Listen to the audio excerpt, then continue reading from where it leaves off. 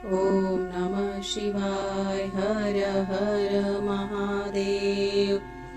ओम त्र्यंबकं यजामहे सुगंधिं पुष्टिवर्धनम् उर्वारुकमिव बंधनान् मृत्योर्मोक्षयमामृतात्। हर हर महादेव। दोस्तों, आज मैं आपके लिए लेकर आई हूँ सावन मास की अमावस्या की कथा, जिसको कि हरियाली अमावस्या भी कहा जाता है, उसका महत्व और पूजा विधि। अगर आपको इसका फल प्राप्त करना है तो इस वीडियो के अंत तक बने रहें और पूरी वीडियो देखें।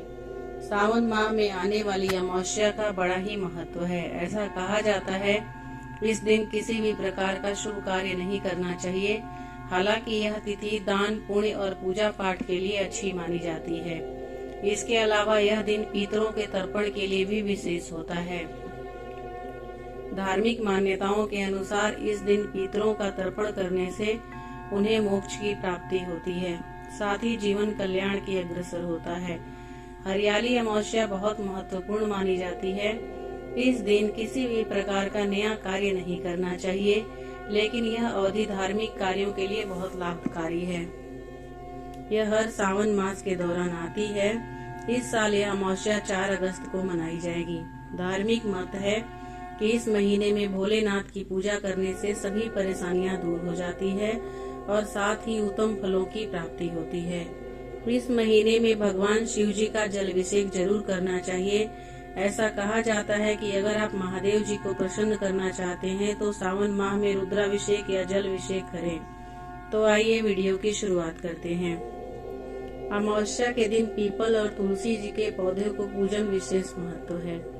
पौराणिक मान्यताओं के अनुसार पीपल के पेड़ में त्रिदेव ब्रह्मा, विष्णु और महेश का वास माना जाता है।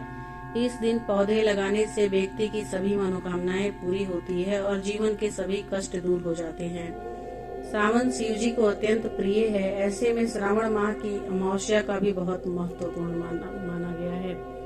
प्रत्येक वर्ष श्रावण मास में पड़ने वाली अमावस्या तिथि को हरियाली अमावस्या या श्रावणी अमावस्या कहा जाता है। हरियाली अमावस्या के दिन भगवान शिव जी की विशेष रूप से पूजा की जाती है। मान्यता है कि श्रावण अमावस्या के दिन शिव भगवान की पूजा करने से घर में सुख, शांति और समृद्धि आती है। माना जाता है कि इस दिन पीपल के मूल भाग में जल, दूध चढ़ाने से पितरों को शांति मिलती है और शाम को सरसों के तेल का दीपक जलाने से शनिदेव शांत होते हैं। इस दिन सुबह जल्दी उठकर भगवान शिव और माता पार्वती का विधि विधान से पूजन करना चाहिए। सुहागन महिलाएं सिंदूर से माता पार्वती की पूजा करें और सुहाग सामग्री बांटें। मान्यता के अनुसार इस दिन हरी चूड़ियां, सिंदूर, बिंदी बांटने से लंबी आयु होती है और घर में खुशियां भी आती है। यदि आप भी सावन अमावस्या के दिन अपने पितरों की आत्मा की शांति के लिए व्रत रखने की सोच रहे हैं तो आपको इस दिन इस कथा को जरूर पढ़ना चाहिए या सुनना चाहिए। ऐसा कहा जाता है कि इस कथा को पढ़ने या सुनने से पितृ बहुत प्रसन्न हो जाते हैं। पौराणिक कथा के अनुसार एक नगर में एक प्रतापी राजा रहते थे। उनका एक बेटा था जिनका विवाह हो चुका था। एक दिन राजा की बहू ने चोरी से मिठाई खा ली और नाम चूहे का लगा दिया, जिसकी वजह से चूहा बहुत गुस्सा हो गया और उसने मन ही मन ठान लिया कि वह चोर को राजा के सामने लेकर आएगा। एक दिन राजा के यहाँ कुछ मेहमान आए। सभी मेहमान राजा के कमरे में सोए हुए थे। क्योंकि चूहा को बहुत गुस्सा था, इस वजह से वह रानी की साड़ी को ले जाकर उस कमरे में रख दिया। जब सुबह में मेहमान की आंखें खुली और उसने रानी का कपड़ा देखा, वह यह देखकर हैरान रह गया। जब राजा को इस बात का पता चला तो उसने अपनी बहू को महल से निकाल दिया। महल से निकालने के बाद रानी रोज शाम में दिया जलाती और ज्वार उगाने का काम करती थी। वह रोज पूजा करके गुड़दानी का प्रसाद बांटती थी। एक दिन राजा उसी रास्ते से जा रहे थे तो उनकी नजर उस दिए पर पड़ी। जब वह राजमहल लौटे तो उन्होंने अपने सैनिकों से जंगल में जाकर उस चमत्कारी चीज के बारे में पता लगाने को कहा। राजा की आज्ञा पाकर सैनिक जंगल की तरफ निकल पड़े। जब वो उस पीपल के पेड़ के नीचे पहुंचे तो उन्होंने वहां देखा कि दिया आपस में बात कर रहे थे। सभी अपनी अपनी कहानी बता रहे थे। तभी एक शांत दिए से सभी ने सवाल किया कि तुम भी अपनी कहानी बताओ। यह सुनकर शांत दिए ने कहा, कि वह रानी का दिया है। उसने आगे बताया कि रानी की मिठाई चोरी की वजह से चूहे ने रानी की सारी मेहमान के कमरे में कपड़ा रख दी और बेकसूर को सजा मिल गई। सैनिक ने दिए की सारी बातें सुन ली और यह बात राजा को जाकर बता दी। राजा को जब इस बात का पता चला तो उसने रानी को वापस महल में बुलवा लिया।